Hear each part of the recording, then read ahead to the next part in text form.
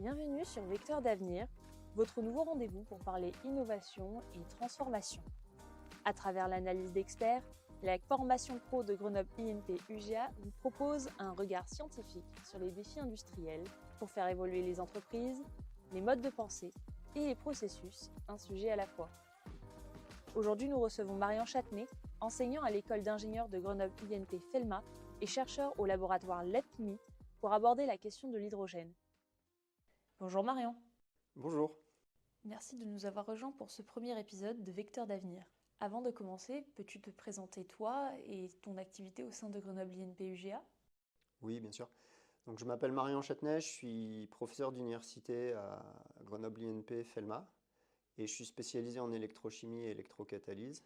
Et à ce titre, j'enseigne beaucoup sur les technologies de l'hydrogène.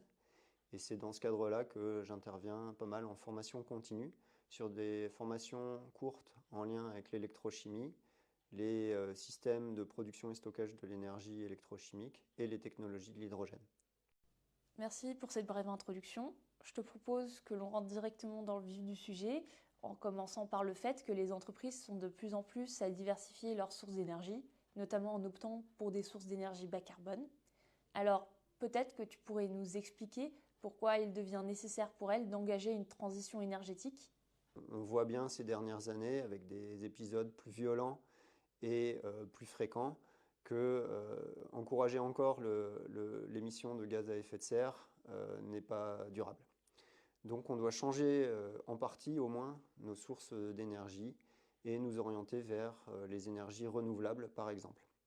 Ceci dit, ces énergies renouvelables posent un problème d'intermittence. En d'autres termes, on ne produit pas l'énergie au moment où on en a besoin. On entend bien derrière ce que tu expliques qu'il y a des enjeux assez importants. Est-ce que tu connaîtrais une solution ? Finalement, la seule stratégie qui permettrait vraiment de s'en sortir, c'est le power to gas et notamment le power to hydrogen. Pour pouvoir faire cela, on a besoin de développer des technologies de l'hydrogène, d'abord pour la production d'hydrogène vert en utilisant l'électricité renouvelable. Ensuite, cet hydrogène serait stocké dans des réservoirs géologiques ou sous pression.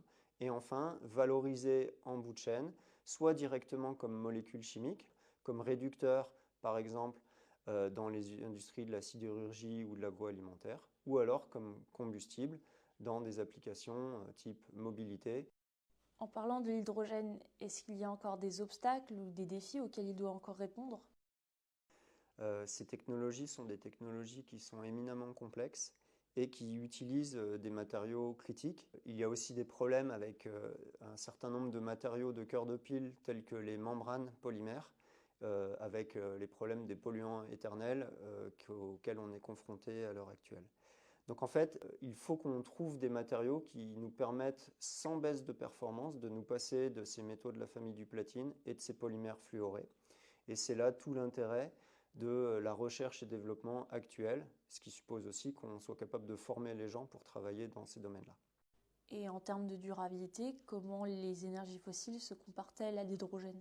On se rend déjà compte que les technologies de l'hydrogène sont plus vertes et plus efficaces énergétiquement parlant que leurs technologies analogues à base d'énergie fossile. Néanmoins, on ne peut pas imaginer rapidement remplacer toutes les technologies fondées sur les énergies fossiles par les technologies de l'hydrogène. Pour être un petit peu plus concret, est-ce que tu aurais des exemples d'utilisation de l'hydrogène au quotidien ? Oui, il y en a quelques-uns. Celui qui vient immédiatement à l'esprit, c'est la mobilité hydrogène, avec les véhicules particuliers, par exemple de constructeurs asiatiques. On peut aussi citer des trains qui sont actuellement en service en Allemagne. Mais il y a aussi énormément d'utilisations de l'hydrogène qui peuvent être faites dans l'industrie et pour des aspects thermiques du bâtiment, pour valoriser cet hydrogène dans des chaudières. Selon ton expertise et ton expérience, est-ce que tu connaîtrais les secteurs à prioriser pour l'utilisation de l'hydrogène ? Donc les domaines dans lesquels ça va être utilisé, c'est des industries qui sont très émettrices de dioxyde de carbone, comme la sidérurgie, les industries dans lesquelles on a besoin d'un combustible pour faire fonctionner des fours, donc par exemple les cimenteries et l'industrie du verre. On peut utiliser de l'hydrogène qui a été stocké par ailleurs. Et enfin, toi, tu travailles avec la formation pro de Grenoble INP UGA sur des formations liées à l'hydrogène. Est-ce que tu pourrais nous expliquer pourquoi c'est important de se former sur ces enjeux-là? En formation pro à Grenoble INP, on propose des formations courtes sur l'hydrogène, par exemple sa production par électrolyse de l'eau, son usage dans les piles à combustible. Et ces formations sont d'un niveau technique relativement élevé. Elles permettent d'acquérir le vocabulaire relatif à ces technologies complexes, les bases en sciences fondamentales qui sont nécessaires pour les maîtriser, que ce soit en électrochimie, en génie des procédés, en sciences des matériaux, de connaître l'architecture de ces systèmes qui est loin d'être triviale, et leurs contraintes d'utilisation.